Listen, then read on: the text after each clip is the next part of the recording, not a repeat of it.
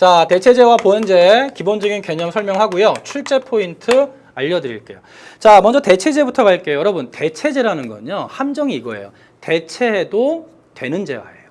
그러니까 예를 들어 뭐죠? 여러분이 공부를 하시다가 너무 졸려요. 그래서 항상 커피를 마셨어요. 10시쯤에. 근데 딱 이제 커피를 먹으러 주방에 딱 나갔어요. 또는 독서실에서 휴게실에 나갔더니 커피가 없어요. 그럼 여러분 어떻게 하죠? 그냥 포기하나요? 그게 아니라 다른 걸 찾죠. 대표적으로 녹차를 마실 수도 있잖아요. 결국 이게 뭐냐면 커피와 대체해서 사용해도 포인트 이겁니다. 여러분 잘 들어보세요. 만족감이 같을까요? 비슷할까요? 만족감이 비슷한 거예요. 아니 여러분 커피와 녹차의 만족감이 같을 수가 없죠. 그래서 꼭 체크하실 게 대체제라고 할 때는 어떤 거냐면요. 서로 바꿔 사용해도 만족감이 뭐한제하여? 비슷한 만족을 주는 제화입니다. 자, 그럼 여러분 이런 거 좀 탄산음료 중에 뭐가 있죠? 콜라와 사이다가 있는 거죠. 그리고 또 뭐가 있어요? 오프라인 강의와 인강 강의가 있는 거죠. 그렇죠? 그리고 지하철과 버스가 있겠죠. 근데 제가 좀 이따 지하철과 버스는 한번 좀 따로 말씀을 드릴 거예요. 좀 재밌는 사례가 있습니다. 이런 식으로요. 대체제는 서로 대체해서 사용해도 포인트요. 비슷한 만족을 준다는 겁니다. 절대로 똑같은 만족을 주는 경우는 드물어요. 그래서 비슷한 만족을 주는 재화가 대체제고요. 자, 두 번째 보완제는 어떤 거냐면 이거예요. 무조건 함께 소비해야 함께 소비할 경우에 만족감이 더 커지는 재화가 바로 보완제입니다. 이런 거 뭐가 있을까요? 여러분 보세요. 칠판의 보완제는 뭘까요? 칠판의 보완제는 분필이죠. 만약에 제가요 여기 칠판 수업을 하는데 볼펜으로 수업하면 여러분 다 쓰러져요. 끽 소리 나면서. 결국 칠판에는 수업을 위해서 만족감을 여러분 더 큰 만족감을 주기 위해서는 제가 뭘로 수업을 해야죠? 분필이죠. 결국 칠판의 보완제는 분필이 돼요. 그렇죠? 자, 그럼 여러분 피자의 보완제는 뭐죠? 자, 한번 여러분 해보세요. 제가 이건 실제로 실험을 해본 건데 피자를요 물이랑 한번 드셔보세요. 죽어요. 무슨 말이냐면 너무너무 느글느글하죠. 그래서 재밌는 게 피자는 그래서 콜라랑 먹어야 돼요. 그래야 만족감이 훨씬 더 커져요. 아시겠나요? 제가 옛날에 그 학생들을 좀 약간 그 피자 사주고 이럴 때요. 좀 표현이 그렇지만 그러면 안 되는데 일부러 콜라를 안 시켜요. 그럼 학생들의 만족감이 확 떨어지죠. 그리고 맛있게 먹으면서 저를 원망하는 눈빛. 그런 게 이제 돈 내고 욕먹는 경우인데 실제로 피자는 그래서 콜라랑 같이 소비해야지만 만족감이 더 커집니다. 또 그런 거 뭐가 있죠? 여러분 삼겹살. 여러분 삼겹살만 먹으면 어때요? 이것도 느끼하죠. 그러니까 삼겹살의 보완제는 뭐가 되는 거죠? 상추가 있을 수 있고요. 그렇죠? 쌈장이 있을 수도 있고요. 그 다음에 고추가 있을 수도 있고 이런 것들이죠. 다 보완제입니다. 자, 그런데 그러니까 이건 무조건 이거예요. 함께 소비해야지만 만족감이 더 커져요. 그런데 이것도 좀 두 가지가 있습니다. 어떤 두 가지가 있냐면 이 보완제도 요 용어는 그냥 이해하시면 돼요. 제가 좀 요 용어는 그 논술 때문에 좀 말씀드리고 싶은 건데 하나는요. 완전 보완제가 있고요. 또 하나는 일반 보완제가 있습니다. 완전 보완제랑 일반 보완제. 즉 일반 보완제는 이런 거예요. 보완 관계가 함께 소비해도 만족감이 커지는데 다른 걸로 바꿔도 돼요. 지금 제가 말씀드렸던 것 중에 뭐가 있냐면 삼겹살이 있죠. 자, 여러분 삼겹살을 보면요. 사람들마다 취향이 다 달라요. 그래서 어떤 사람은요. 삼겹살에 무조건 이제 상추랑 고기를 같이 드시는 분이 있죠. 그런데 상추를 안 먹으면 반드시 안 되나요? 그게 아니죠. 상추 대신 예를 들어 배춧잎으로 먹는 분도 있어요. 그러니까 뭐냐면 삼겹살의 보완제가 무조건 상추만 가면 이런 거 무조건 같이 가야 되면 완전 보완제인데 그게 아니라 다른 걸 대체해도 되죠. 그럼 이 둘 사이는 대체제가 되잖아요. 이런 걸 우리가 일반 보완제라고 그러죠. 아시겠나요? 커피도 마찬가지죠. 어떤 사람은 커피에다가 설탕 타 먹지만 어떤 사람은 우유만 타 먹는 사람도 있다고요. 이런 경우에는 일반 보완제입니다. 자, 그래서 이 완전 보완제 관계 무조건 같이 소비해야지만 다른 걸 바꿀 수가 없는 거예요. 그러니까 무조건 칠판은 분필이죠. 이런 거 완전 보완제. 또 대표적인 게 뭐가 있냐면 여러분 프린트 있죠. 프린트의 완전 보완제는 뭐죠? 여러분 프린트에다가 잉크 꽂고 쓰면 되나요 안 되나요? 잉크는 되죠. 근데 거기다 만년필 꽂으면 안 되죠. 무조건 프린트에는 무조건 뭐를 해야 되냐면 잉크를 써야 됩니다. 이게 바로 완전 보완제. 자, 그래서요 기업들이 이제 판매 전략을 짜요. 그러니까 여러분이 경영학과를 좀 지망하는 학생들 이거 좀 관심을 가질 필요가 있는 게 기업들이 어떤 판매 전략을 쓰냐면요. 제가 대학교 때 이제 486 컴퓨터 이런 게 막 처음 나왔을 때는요. 프린트 하나가 가격이 한 40만 원 정도 했어요. 그래서 컴퓨터 처음 나오기 전에 실제로 여러분 예전에 그 타자기 보신 적 있나요? 타자기로 뭐 레포트 쓰고 그랬거든요. 근데 프린트 가격이 너무 비싸니까 사람들이 구매를 못 하는 거예요. 그랬더니 이제 드디어 이 그 프린터 회사에서도요. 이 경제학적 개념을 공부를 하신 분들이 있는 거죠. 그래서 전략을 어떻게 짰냐면 이 완전 보완제 관계를 이용해서 프린트는요 가격을 확 낮춥니다.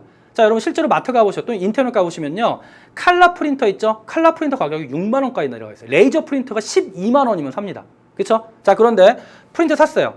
잉크를 끼죠. 칼라 잉크 가격이 프린터는 6만 원인데 칼라 잉크가 10만 원이에요. 결국 뭘로 돈 버는 거죠? 프린터가 아니라 잉크로 돈 버는 거예요.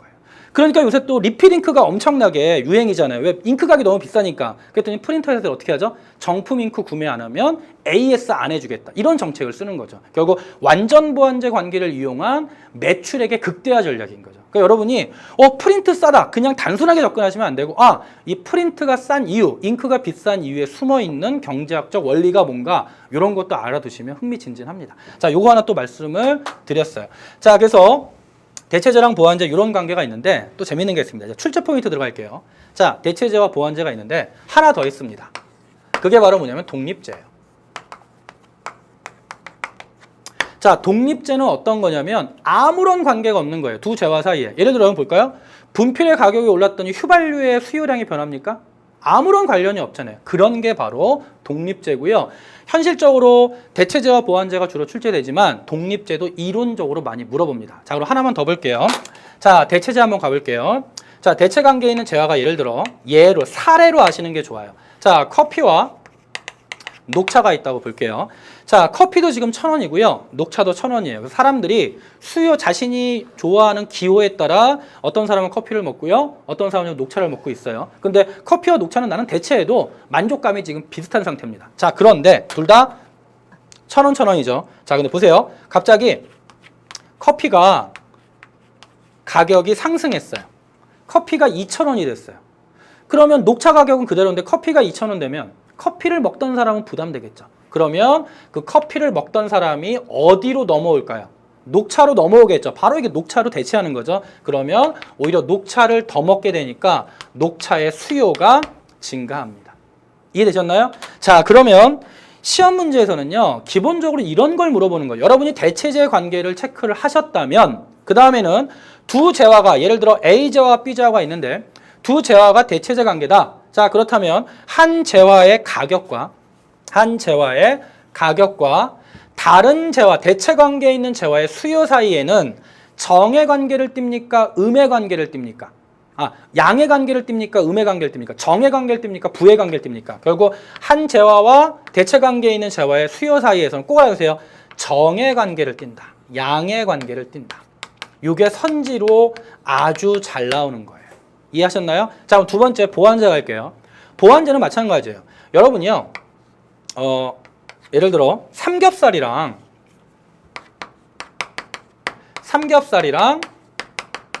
상추가 있어요.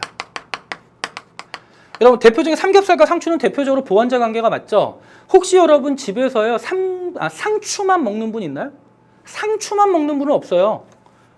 이거 저희 조카가 토끼를 키우는데요. 그런 경우에는 상추가 많이 필요하겠지만 토끼가 아닌 이상 사람은 주로 상추만 먹는 게 아니라 삼겹살과 같이 먹는 경우가 있겠죠. 그래서 보완제잖아요. 만족감이 훨씬 더 커진다고요. 그럼 예를 들어서 지금 사람들이 한 삼겹살이 1인분에 한 6,000원 정도 해가지고 삼겹살을 먹으면 상추에 싸먹고 있어요. 그런데 갑자기 삼겹살의 가격이 올랐어요. 그럼 아무래도 삼겹살이 비싸니까 삼겹살을 덜 먹겠죠. 그러면 당연히 상추를 덜 먹겠죠. 그래서 상추의 수요가 감소합니다. 자, 앞에서 봤던 메커니즘과 똑같이 갈게요. 결론은 뭐냐면 두 재화가 보완제예요. 그럼 한 재화의 가격이 상승하면 보완 관계에 있는 재화의 수요는 어떻게 된다고요? 감소하겠죠. 무슨 관계를 띱니까? 음의 관계를 띱니다. 정말 잘 나오는 거예요. 아시겠나요? 자, 그런데 독립제는요, 아무런 관계를 띄지가 않죠. 아시겠죠? 자, 그럼 이걸 마지막으로 그래프로 정리해드릴게요. 시험 문제는 그래프로 출제되죠. 자, 볼게요. 자, 여러분 이런 함정에 빠지시면 안 돼요. 어떤 함정에 빠지면 안 되냐면 가로축, 세로축 아까 제가 PQ라고 그랬죠. P, 가격, 양. 그것도 무조건 그래프 나오면 PQ가 아니에요. 항상 그래프가 나오면 세로축이 뭔지, 가로축이 뭔지를 항상 잘 읽으셔야 돼요. 여기 보니까 여기는 지금 A제의 가격 이런 표현을 써요. 그 다음에 여기는 B제의 수요 이런 표현을 씁니다. 그럼 볼까요? 여러분 이런 관계를 떠요. 대체제일까요? 보완제일까요? 대답해 볼까요? 대체제일까요? 보완제일까요? 이거 무슨 말이에요? A제 가격이 올랐더니 B제 수요가 증가한 거잖아요. 양의 관계를 띠잖아요. 대체제죠. 즉 이거잖아요. 커피 가격이 오르니까 사람들이 부담돼서 녹차를 더 먹는 거죠. 녹차의 수요가 증가하는 겁니다. 이해되셨죠? 자, 그럼 이거는 무슨 관계죠? 이거는요. A제 가격이 떨어질수록 B제 수요가 늘어나는 거예요. 커피 가격이 떨어져요. 그럼 커피를 더 많이 먹겠죠? 그럼 어떻게 됩니까? 설탕을 더 많이 타먹겠죠? 그래서 설탕 수요가 늘어나는 거죠. 그래서 이거 음의 관계 띠니까 이거는 보완제죠. 삼겹살 가격이 떨어지니까 삼겹살 더 먹고요. 그 결과 상추를 더 먹는 거죠. 그래서 보완제입니다. 아시겠죠? 자, 그럼 이거는 뭐죠? A의 가격이 아무리 변동해도 B제 수요에 변화가 없죠. 아무런 관련이 없다. 이거는 무슨 제냐면 독립제입니다. 자, 그래서 문제가 출제가 되면요. 그냥 단순하게 그래프 모양만 보지 마시고 세로축이 뭔가, 그쵸? 그 다음에 가로축이 뭔가, 이거는 가격이 A제의 가격인데 이거 수요는 A제의 수요가 아니라 B제의 수요죠? 아, 이거는 우리가 대체제인지 보완제인지 독립제인지를 물어보는구나를 먼저 찝고 들어가셔야 되는 거예요. 그리고 우리가 이걸 총칭해서 뭐라 그러냐면요. 결국 이런 재화를 연관자라고 합니다. 시험 문제 출제할 때 이렇게 나오죠. 1번. 아래 연관제에 대한 특징과 그러면 대체제, 보완제, 독립제 중에 물어보겠구나. 요걸 여러분이 이해하시면 되는 거죠. 그쵸? 자, 여기까지 정리가 됐어요. 하나 더 있어요. 제가 계속 수업 중에 이걸 얘기할 거예요. 출제 포인트를 얘기할 겁니다. 그걸 여러분이 정확하게 숙지해 두셔야 돼요. 제가 여태까지 2000이 아니죠. 94년 이후로 거의 수능이 거의 20년 아직 안 됐지만 출제되고 있는데 그 전까지는 난이도가 낮았어요. 그래서 여러분이 최근의 출제 경향을 분석하시는 게 좋은데 최근의 출제 경향을 제가 수업 중에 계속 출제 포인트로 말씀을 해드릴 거고요. 그걸 숙지하시는 게 문제 유형 잡고 여러분이 만점 반인데 지름길이에요. 바로 뭐냐면 이걸 요새 많이 물어봐요. 보완제를. 그럼 보완제를 뭐를 물어보냐면요. 제가 보완제를 이렇게 얘기했죠. 함께 소비하면 뭐가 커진다고요? 만족감이 훨씬 커지는 재화라고 그랬죠. 그러니까 커피와 설탕, 삼겹살과 상추라고 그랬죠. 자, 그런데 여러분이 헷갈리는 게 이겁니다. 보완제와 관련돼서 함정으로 출제하는 게 바로 뭐냐면 중간제는 다른 말로 원자재예요. 중간제와 최종 제품과의 관계를 함정으로 내요. 이런 거예요, 여러분. 실제로 2012년 평가원 모의고사랑 수능 특강에서 어떤 말이 나왔는지 이 말이 나왔어요. 여러분 보세요. 쇠가죽이라고 그러면 되죠? 쇠가죽 아니고 소가죽이라고 그럴게요. 소의 가죽과 이 소가죽으로 만든 가방이 있어요. 그러니까 여러분, 소가죽으로 만든 가방은요, 보완제인가요? 이거 아니죠. 소가죽은요, 가방의 원료예요. 그러니까 제가 지금 여기 중간재랑 원료죠. 원료와 최종 제품과의 관계는요, 보완제 관계가 아니라는 거죠. 요거 꼭 주의하셔야 됩니다. 제가 장담합니다. 6월과 9월 평가원 문제 중에 무조건 나올 가능성이 큰 거예요. 대체제와 보완제는요, 무조건 출제됩니다. 그래서 꼭 알아두세요. 보완제와 헷갈리는 개념이 바로 뭐냐면 중간재와 최종 제품과의 관계는 보완제가 아니에요. 그러니까 예를 들어 이렇게 나오죠. 소가죽 가격이 상승하면 가방 수요가 감소한다. 이렇게 나오면 틀린 겁니다. 아시겠죠? 요거 나중에 또 수요 공급하면 본격적으로 얘기할 거고요. 자, 그래서 여기 여러분 빈 칸이나 교재 빈 공백 여백이나 또는 여러분만의 노트에다가